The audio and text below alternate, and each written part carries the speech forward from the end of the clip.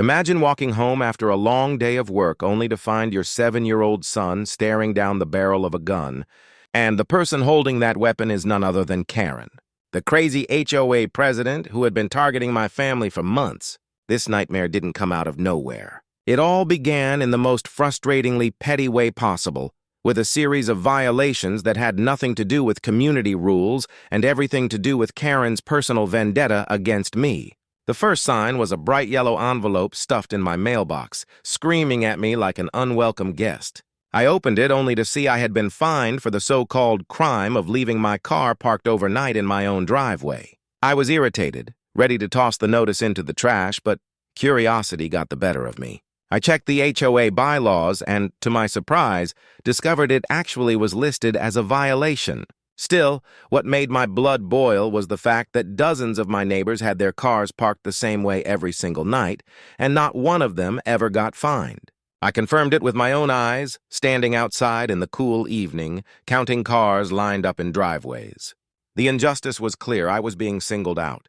At first, I decided to keep my cool. I paid the fine quietly, telling myself it wasn't worth the stress. But then, just a few days later, another envelope appeared, waiting for me like some cursed gift. This time, the violation wasn't about cars. No, this time it was about a basketball hoop in my driveway. I froze, coffee cup halfway to my mouth when I read the letter. A basketball hoop? The exact same kind of hoop almost every neighbor had, some with two standing proudly in front of their garages. Even Karen herself had one sitting in her driveway, and yet I was the one fined. That's when it hit me like a hammer to the chest. This wasn't about rules, this wasn't about community standards, this was about me. Karen, the self-crowned queen of the HOA, had decided I was her personal target. My name was clearly pinned to her dartboard, and she wasn't going to stop until she drove me into the ground. I stormed back and forth in my living room like a caged lion, crumpled violation papers clenched in my fists, my pulse pounding in my ears. Finally, I marched right up to Karen's porch and knocked on her door. She swung it open with that smug grin that made my blood pressure spike, leaning against her doorway like she was posing for a villain movie poster. I didn't waste a single breath. "There's no way you're going to fine me for having a basketball hoop when half the neighborhood, including you, has one," I snapped. Her response chilled me to my core. Arms folded, voice dripping with venom, she said, "Pay the fee or face the consequences. I don't care if everyone else has one. You're the one I'm watching." My fists clenched so hard I thought my knuckles would shatter. It wasn't hypocrisy anymore. It was open warfare. From that day on, Karen's attacks escalated. My mailbox began to overflow with late fee notices, each one stacking $50 onto the original fine for every single day I didn't pay. At first, I tossed them into a shoebox, refusing to even read them. But then she changed tactics. Suddenly, my name was plastered across the HOA's online platform and group chats, with Karen painting me as irresponsible, lazy, and a lawbreaker. She strutted around neighborhood gatherings, wagging her finger at me, her cronies laughing like hyenas as she whispered lies. I could feel the judgment when I walked past neighbors. Some looked at me with sympathy, but others smirked like they enjoyed watching me squirm under the weight of her campaign. It was a public trial without a courtroom, with Karen as both judge and jury.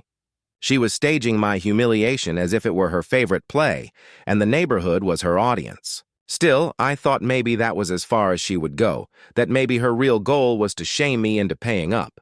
I told myself I could endure the whispers, the fake scandal, and even the mountain of unopened letters. But I was wrong. Dead wrong. Karen wasn't sharpening her claws for petty fines anymore. She was preparing to bare her fangs in a way that would shake me to my core. The tension in the air whenever we crossed paths was electric. She narrowed her eyes at me like a predator studying prey, and I could sense that something bigger, something far more dangerous was coming. It all came to a head one ordinary afternoon. I had just finished fixing a loose hinge on the back gate when I heard the familiar hiss of the school bus brakes at the corner. My little boy Allie hopped off, his backpack bouncing, his face lit up with the carefree joy only kids can carry. He spotted me in the yard and waved. I smiled, feeling a rare moment of peace in the storm Karen had created. But that peace shattered like glass seconds later.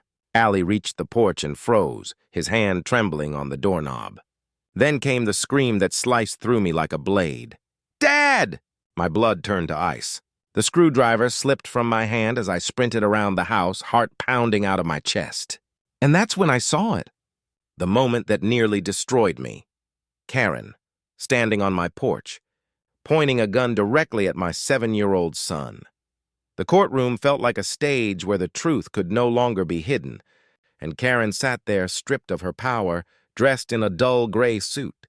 Her arrogance the only thing she hadn't lost. The prosecutor's opening words cut through the silence like a blade, reminding the jury that this was not a simple HOA dispute, but a case where a grown woman had pointed a loaded gun at a 7-year-old child over unpaid neighborhood fines. Gasps filled the room, and even though the story was already known, hearing it framed so directly made people shift uncomfortably in their seats. Karen's lawyer tried to spin it, arguing she was frightened and had acted to protect herself, but the security footage told the real story.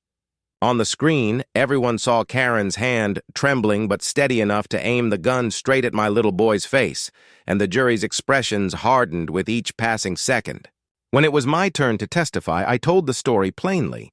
How she had harassed us with fines, how she had used her position to intimidate neighbors, and how that night she crossed into something far darker when she decided fear was a weapon. My voice shook when I described my son's terrified eyes, and I could see jurors swallow hard, fighting back their own emotions. Karen sat with her jaw clenched, refusing to look at me, and for the first time I saw cracks in her carefully built wall of control. The HOA board, once her silent allies, testified against her, admitting that they too had been bullied and manipulated into backing her harsh policies. By the end of the trial, the jury didn't need long. Guilty on every charge: assault with a deadly weapon, child endangerment, and abuse of authority. The moment the verdict was read, Karen erupted, screaming at the judge, cursing at me, insisting it was a conspiracy, but her outburst only proved to everyone how unhinged she had become. The judge sentenced her to years behind bars, and I felt the weight of months of fear lift off my chest. Neighbors who once turned away from us came forward to apologize, admitting they were too afraid of her to ever speak out. But now they wanted to make it right. My son struggled in the weeks after, plagued by nightmares and a fear of strangers, but therapy slowly helped him heal. Over time, his laughter returned, and with it came our family's peace. The HOA moved quickly to remove every trace of Karen's influence, and soon I was asked to step in as the new president. I hesitated, but I realized that if decent people refused responsibility, tyrants like Karen would always find a way to rise. I accepted. And under my leadership, we turned the HOA into something positive, reducing fines, hosting gatherings, and building trust. The neighborhood flourished again, no longer divided by fear. Meanwhile, Karen sat in prison, stripped of everything she once held dear. I heard rumors she was just as arrogant behind bars, blaming everyone but herself, yet she was just another inmate now, powerless and forgotten.